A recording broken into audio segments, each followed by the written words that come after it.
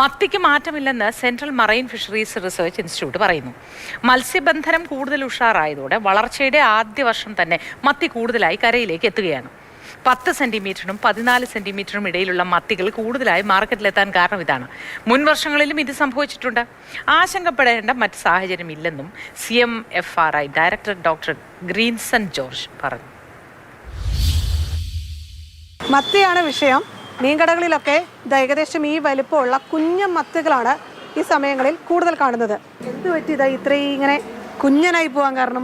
ഈ സീസൺ അങ്ങനെ തന്നെ വരല്.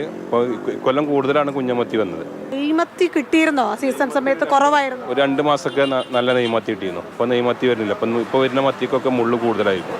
ആളുകൾ ചോദിക്കും വലിയ മത്തി ഉണ്ടോ ചോദിക്കും, നെയ്മത്തി ഉണ്ടോ ചോദിക്കും. നെയ്മത്തി ഇപ്പം നമുക്ക് പറഞ്ഞില്ല, മാക്സിമം 2 മാസമേ കിട്ടിയുള്ളൂ.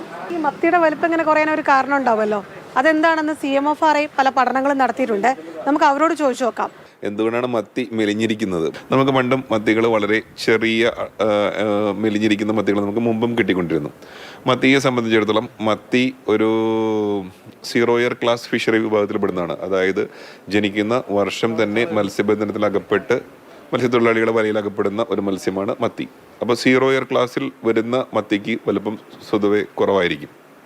ഇനി നമുക്ക് സാധാരണ കിട്ടുന്ന നെയ്ച്ചാള എന്നൊക്കെ പറയുന്ന വലിപ്പമുള്ള മത്തിക്ക് നമുക്ക് 14 സെന്റിമീറ്ററിന് മേലെയും 20-22 സെന്റിമീറ്റർ വരെയൊക്കെ പോകാവുന്ന വലിപ്പം ഉണ്ടാവാറുണ്ട്. കടലിൽ പോയി ഒരു മത്സ്യബന്ധനത്തിൽ ഏർപ്പെടുന്ന ഒരു തൊഴിലാളിക്ക് പിടിക്കാവുന്ന മത്തിയുടെ വലിപ്പം എത്രയാണ്? അത് 10 സെന്റിമീറ്റർ ആണ്. അതാണ് നമ്മൾ 10 സെന്റിമീറ്റർ ആയിട്ട് നിഷ്കർഷിച്ചിട്ടുള്ളത്. ഇപ്പം നമുക്ക് കൂടുതലും മത്സ്യബന്ധനം കുറേയും കൂടിയും ഉഷാറായിട്ടുണ്ട്. അപ്പം മത്സ്യബന്ധനം ഉഷാറാവുമ്പോൾ കടലിൽ കാണപ്പെടുന്ന അതിനെ അതുപോലെ തന്നെ പിടിക്കാനുള്ള ഒരു താല്പര്യം മത്സ്യത്തൊഴിലാളികൾക്ക് ഉണ്ടാവും. അത് തന്നെയായിരിക്കും നമ്മൾ കാണുന്നതും. അപ്പം 2023 ഒക്ടോബർ മുതൽ ഏകദേശം 2024 ഏപ്രിൽ മെയ് മാസം വരെ നമുക്ക് നല്ല മരീൻ ഹീറ്റ് വേവ്സ് ഒരു ദിവസം പോലും കുറവില്ലാതെ കണ്ടിന്യൂസ് ആയിട്ട് സമുദ്രത്തിൽ താപം കൂടി നിൽക്കുന്ന ഒരു പ്രവണത ഉണ്ടായിരുന്നു. അപ്പോൾ വലിയ മത്തികൾ സ്വാഭാവികമായിട്ടും അവിടെ കുറഞ്ഞു പോയി.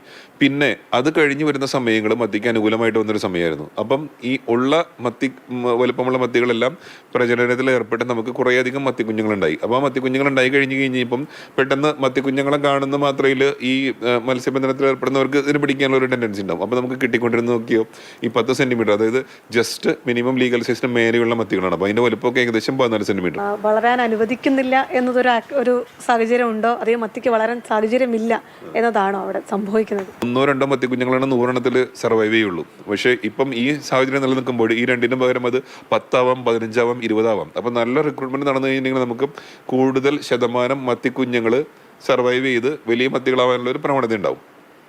അങ്ങനെ വരുമ്പോൾ ഒരു കോമ്പറ്റീഷൻ ഫോർ സ്പേസ്, ഫുഡ്, അങ്ങനെയുള്ള കാര്യങ്ങൾ സംഭവിക്കും. ഒരു കോമ്പറ്റീഷൻ വരുന്ന സമയത്ത് മത്തിയുടെ വലുപ്പം, അതായത് വളരാനുള്ള ഒരു വേഗത കുറയും. അപ്പോൾ 0 ഇയർ ക്ലാസ്സിൽ തന്നെ വേഗത കുറഞ്ഞ് 10 സെന്റിമീറ്ററിന് മേലെയും 14 സെന്റിമീറ്ററിന് താഴെയുള്ള മത്തികളാണ് നമുക്ക് അവൈലബിൾ ആയിട്ട് വന്നത്. രുചിയിൽ എന്തെങ്കിലും മാറ്റം സംഭവിച്ചതായി മനസ്സിലാക്കാൻ കഴിഞ്ഞിട്ടുണ്ടോ? പിടിച്ചു കിട്ടുന്ന മത്തി ഫ്രഷാണ്. ആ കിട്ടുന്ന മത്തി നമ്മുടെ തീന്മേശയിൽ എത്തുമ്പോഴുണ്ടാവുന്ന ആ ഒരു സപ്ലൈ ചെയിനിലുണ്ടാവുന്ന പ്രശ്നങ്ങളും കാര്യങ്ങളൊക്കെ മത്തിയുടെ ക്വാളിറ്റിനെ ബാധിക്കാം. രുചി നമ്മളൊരു കാതലായുള്ള വിഷയമായി ചർച്ച ചെയ്തിട്ടില്ല. സ്വാഭാവികമായിട്ടും നമ്മുടെ ശാസ്ത്ര സമൂഹങ്ങളിൽ നമ്മൾ ആ ഒരു വിഷയം കൂടി ഉയർത്തിക്കൊണ്ടുവന്നിട്ട് രുചിക്ക് ഇതൊരു കാരണമാകുന്നുണ്ടോ എന്നുകൂടി നമ്മൾ പഠിക്കാം.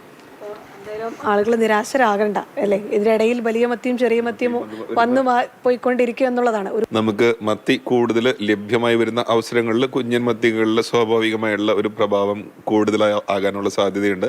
അല്ലാത്ത വർഷങ്ങളിൽ വില കൂടിയ വലിയ മത്തികളും വരാനുള്ള സാധ്യതയുണ്ട്. അതാണ് ഇപ്പോൾ നിലവിൽ കാണുന്നത്. ക്യാമറമാൻ സുജോയ് എഡ്വേർഡിനൊപ്പം പ്രിയ, മാതൃഭൂമി ന്യൂസ്, കൊച്ചി.